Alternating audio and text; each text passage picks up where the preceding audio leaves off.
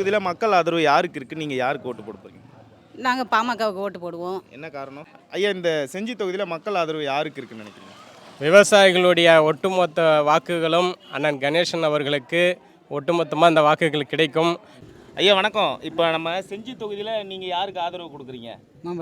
ஐயா, இந்த செஞ்சி தொகுதியில் மக்கள் ஆதரவு யாருக்கு இருக்குன்னு நினைக்கிறீங்க? மாம்பழம் கணேஷ்குமாருக்கு தான். ஐயா வணக்கம். இந்த செஞ்சி தொகுதியில் உங்களோட ஆதரவு யாருக்கு? செஞ்சி தொகுதியில் பாமகவுக்கு ஆதரவு. என்ன ஐயா, இந்த செஞ்சி தொகுதியில் உங்கள் ஆதரவு யாருக்கு? இது பாமக தான். கண்டிப்பாக கணேஷ்குமார். ஐயா, இந்த செஞ்சி தொகுதியில் உங்களுடைய ஆதரவு யாருக்கு? எங்களுடைய ஆதரவுன்னு கேட்டிங்கன்னா பாமக தான். பாட்டியம்மா, இந்த தொகுதியில் யார் ஜெயிச்சா நல்லா இருக்கும்? முதலமைச்சர் யார் வந்தால் நல்லா இருக்கும்? மாம்பழம் வந்தால், மோடி வந்தால், எடப்பாடி வந்தால் எல்லாருமே நல்லது செய்வாங்க. மாம்பழம் தான். என்ன காரணம்? நம்மளுக்கு வந்து அவர் பிடிச்சவர். நல்லா நம்ம ஊரில் வந்து பசங்க காலேஜ் சேர்ந்துருக்காங்க ஃப்ரீயாகவே. பொன்னாடி ஆமாம் எம்எல்ஏ வந்தால் இருக்கும்போது சும்மா நான் கேட்குறேன்னு சொல்கிறேன். இல்லை உண்மையை தான் சொல்கிறேன். 4-5 பசங்க ஃப்ரீயாகவே சேர்த்தோம் நாங்களே. அப்படியா? இப்போ அவர் வந்தால் உங்கள் தொகுதிக்கு நல்லது செய்வார். நல்லது செய்வார். ஏன் ஏற்கனவே இருக்க எம்எல்ஏ செய்ய மாட்டாரா? அவரும் செய்கிறாரு, அவர் பற்றி இல்லை. இப்போதைக்கு அவர் வருவார். இப்போ இங்கே வந்து ஆதரவு அவருக்கு தான் இருக்கா? கண்டிப்பாக வெற்றி பெறுவாரா? கண்டிப்பாக வெற்றி பெறுவார். காரணம்? அதுக்கு என்ன காரணம்னா, இன்றைக்கி தமிழகத்திலே அனைத்து சமுதாய மக்களுக்கும் போராடி போராடி போராடி ராமதாஸ் ஐயா தோண்டு நின்னார். இன்றைக்கி அன்புமணி ஐயா அவர்கள் போராடி கொண்டே இருக்கிறார். ஆனால் இந்த சூழலில் என்ன நடக்குது என்றால், எடப்பாடியார் ஆட்சி இருக்கும்போது 10.5% தருகிறேன் என்று கடைசி நேரத்தில் ஒதுக்கினார்.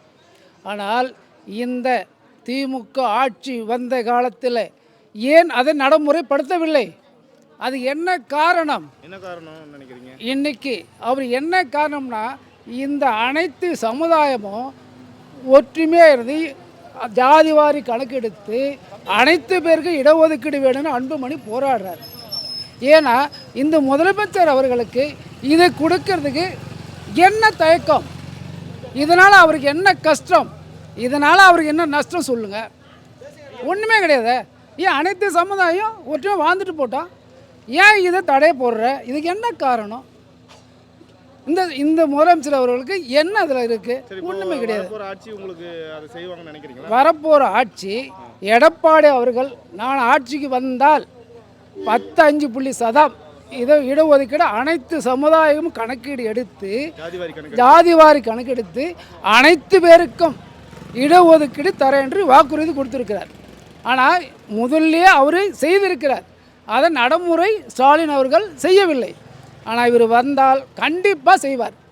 அனைத்து சமுதாய மக்களும் ஒற்றுமையாக வாழ்வதற்கோ, விவசாயிகள் சந்தோஷமாக வாழ்வதற்கோ, பெண்கள் சுதந்திரமாக வாழ்வதற்கோ, அனைத்து சமுதாய மக்களும் ஒற்றுமையாக சந்தோஷம் வாழ்வதற்கு எடப்பாடி ஆட்சி வந்தால் மட்டும் அன்புமணி ஐயா கூட இருந்து செயல்படுவார் என்று நான் திருப்தியாக சொல்கிறேன். எனக்கு நம்பிக்கை இருக்கிறது. இந்த தொகுதியில் பாமக தான் வெற்றி பெறும். இந்த தொகுதியில் பாமக தான் அதிக ஓட்டு வரும். வேட்பாளர் கணேஷ்குமார் அவர்கள் தான் வெற்றி பெறுவார். சரிங்க. ஆனால் இன்றைக்கி வந்து ஏடிஎம்காவும் பாமகவும் ஒன்றா சேர்ந்ததுனால திமுகவை கொஞ்சம் அதாவது திமுக தோக்கடிக்கிற ஒரு கான்செப்ட் இருக்குது. அது நிரந்தரமாகவும் சொல்ல முடியாது. எப்படி மாறும், இப்படி இருக்குமா அப்படி இருக்குமான்னு சொல்ல முடியாது. ஏற்கனவே வந்து ஏடிஎம்கே தனியாக நின்றுது, பாமக தனியாக நின்றுது. அப்போ வந்து ஏடிஎம்கவும் ஜெயிக்கல, இன்றைக்கி பாமகவும் ஜெயிக்கல. இன்றைக்கி ரெண்டும் ஒன்றா இருந்ததுனால போன சிங்கில் அவங்க ஓட்டை கன்சிடர் பண்ணும்போது 18,000 ஓட்டு 2 பேர் சேர்த்து ஒன்று சேர்த்தாக்கா 18,000 ஓட்டு வித்தியாசத்தில் அப்போ ஜெயிக்கிறாங்க. போன ஆண்டு பாராளுமன்ற தேர்தலை வச்சு எம்பி இது எம்எல்ஏ எலெக்ஷன் ரெண்டும் ஒன்றா சேர்ந்தால் 18,000 ஓட்டு வித்தியாசத்தில் ஜெயிக்கிறாங்க போன சிங்கிளில். 18,000 ஓட்டு வித்தியாசம் ஒரு திமுகவை விட இன்றைக்கி அது சேர்ந்து இருக்கிறாங்க. இப்போ அவருக்கு வந்து விஜய் ஓட்டு வந்து கொஞ்சம் பிரியுது. இப்போ அந்த விஜய் ஓட்டு பிரியுறேன்னா இப்போ இதுலேருந்து கொஞ்சம் போய் ஓட்டு சேருது. யாருக்கு விஜய் ஓட்டு பிரியுதுன்றீங்க? திமுகவுக்கு தான் விஜய் ஓட்டு பிரியுதா? ஆமாம். ஏன் இவருக்கு இப்போது ஏடிஎம்கேவில் இருக்கவங்களும் பாமகவில் இருக்கும் விஜய் வாய்ப்பு இல்லை, போட மாட்டாங்களா? வாய்ப்பு இல்லை. என்ன காரணம்? கேட்டால் அவர் வந்து இங்கேயே வந்து செஞ்சியில் வந்து கிறிஸ்டின்களை கூப்பிட்டு மேடை போட்டு நடத்திட்டார். அப்படியா? ஆமாம். ஓ, இங்கே அந்த பிரச்சனை இருக்கா? ஆமாம். ஸ்கூல் பசங்கள்லாம் கூப்பிட்டு காலையில் 5 மணிக்கே வர வச்சு ஸ்கூல் பசங்கள்லாம் சைக்கிளில் கொடுத்து ஊராக பிரச்சாரம் பண்ணுங்கன்னு சொல்லிட்டாரு ஒரு 2 மாதத்துக்கு முன்னாடி. அதனால் இங்கே விஜய்க்கு வந்து நீங்களாம் யாரும் ஓட்டு போட மாட்டீங்க? நாங்கள் போட மாட்டோம். கிறிஸ்டின் மட்டும் போடுவாங்க. கிறிஸ்டின் ஓட்டெல்லாம் வேணுன்றீங்களா? கண்டிப்பா. இப்போ முஸ்லீம்ஸ் ஓட்டெல்லாம் முஸ்லீம்ஸ் ஓட்டெலாம் அவர் மஸ்தான் வாங்கிடுவார். மஸ்தான் வாங்குவார். அவர் மீறி யாரும் போட மாட்டாங்க. ஆமாம். ஆனால் அதையும் மீறி இங்கே பாமக வருன்றீங்களா?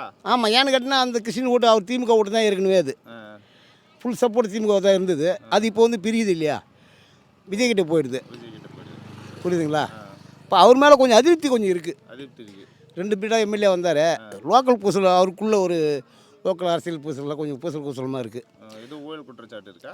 ஊழல் குற்றச்சாட்டு இல்லை, இந்த கான்ட்ராக்ட் ஒர்க்குங்க தான் எனக்கு கொடுக்கல அப்படின்னு ஒரு சின்ன மனசாபம். அதுதான், வேறு எதுவுமே கிடையாது. அவங்க கட்சிக்காரங்களே கொஞ்சம் அதுதான் அவங்களுக்கு உள் கட்சிக்கு பூசல் தான், சரி வேறு ஒன்றும் கிடையாது. மற்றதெல்லாம் எந்த ஊழல்கள் எதுவும் ஒன்றும் கிடையாது. இதாங்க பிரச்சனை. இப்போ இப்போ வந்து பாமகவும் ஏடிஎம்கே ஒன்றா சேர்ந்ததுனால ஒரு வாய்ப்பு இருக்குன்னு நாங்கள் கருத்து கணிப்பு சொல்கிறோம். சரிங்க ஐயா, நன்றி. நன்றி. என்ன காரணம்?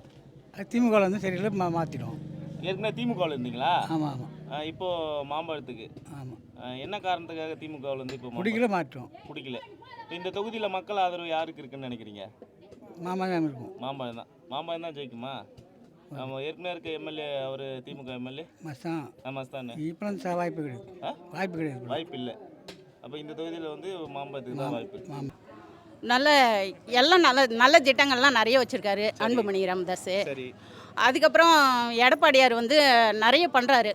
சரி. எங்களுக்காக நிறைய பண்ணுவார், விவசாயிகளுக்காக நிறைய பண்ணுவார், பொம்பளைங்களுக்கு நிறைய ஒரு பாதுகாப்பு இருக்கும்.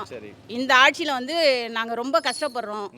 குடி போதை, சின்ன பிள்ளைங்க எல்லாரும் கெட்டு போயிட்டாங்க. இந்த பிள்ளைங்கள்லாம் காப்பாற்றணுன்னா எடப்பாடியார் ஆட்சி வந்தால் மட்டும்தான் காப்பாற்ற முடியும்.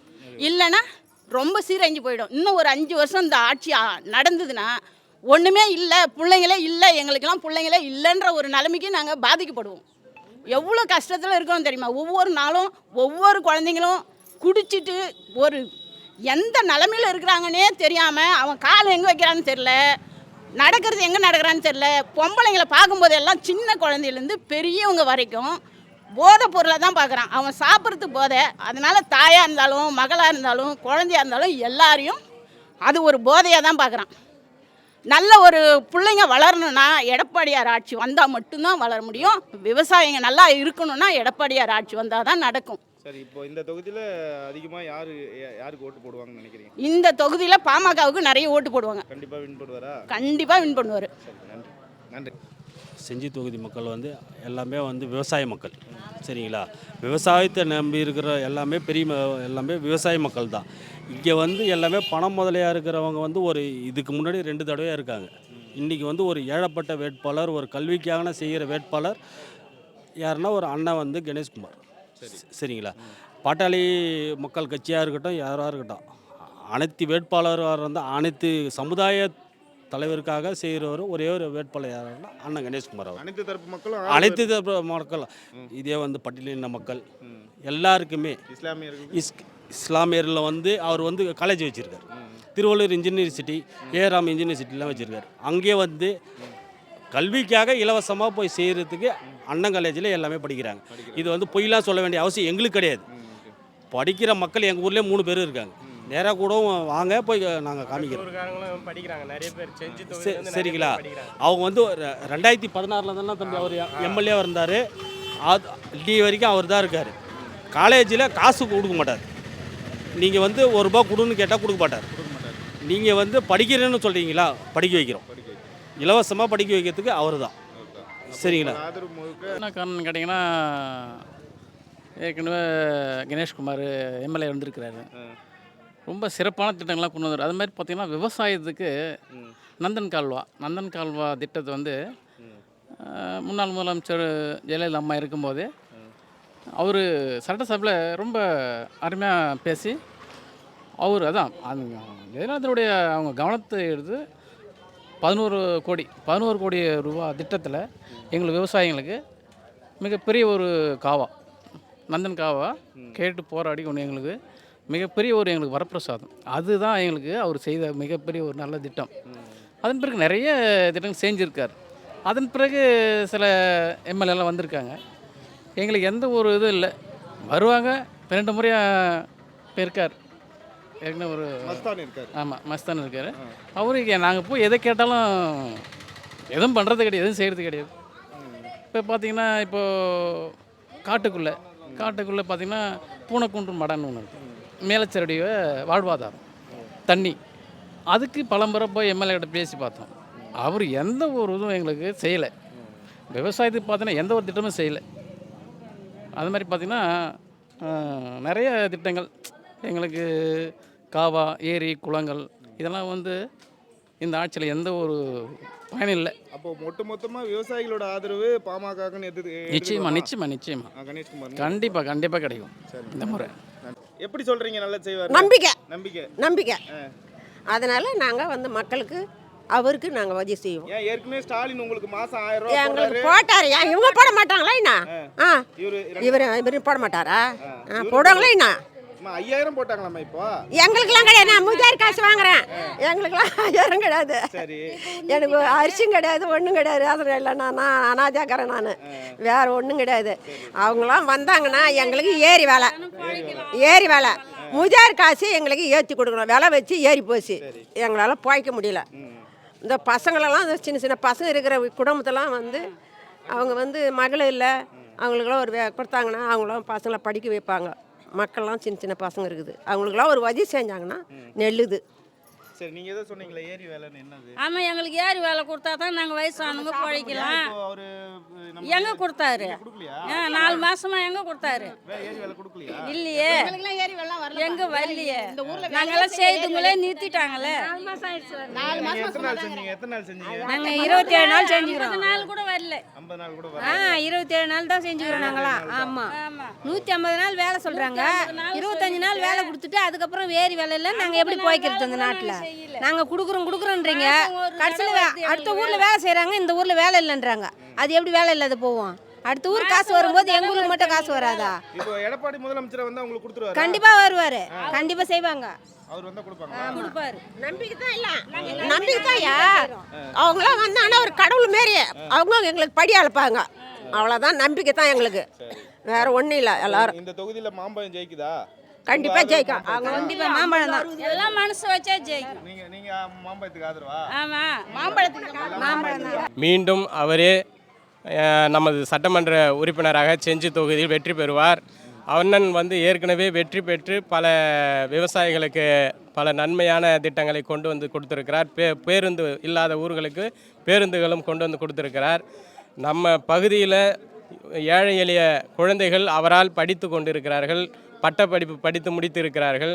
அது மட்டும் இல்லாமல் இன்றைக்கு அவர் வெற்றி பெற்று எங்கள் பகுதிக்கு, அதாவது இன்றைக்கி நாங்கள் இருக்கக்கூடிய மேலச்சேரி கிராமம், மேல்மலையனூர் ஒன்றியத்திற்கு உட்பட்ட மேலச்சேரி கிராமத்தில் நீலாம்படி, வணக்கம்படி, மேலச்சேரி இந்த வழியாக அண்ணன் அவர்கள் மேம்பாலம் அமைத்து தருவார். அதை நாங்கள் எதிர்பார்த்து கொண்டிருக்கிறோம். அண்ணன் வெற்றி பெற்று எங்களுக்கு இந்த சாலை வசதியை அமைத்து தருவார் என்று நம்பிக்கையோடு நாங்கள் காத்து கொண்டிருக்கிறோம். எங்களுக்கு வெற்றி அவருக்கு தான் எங்களுடைய வாக்குகள்.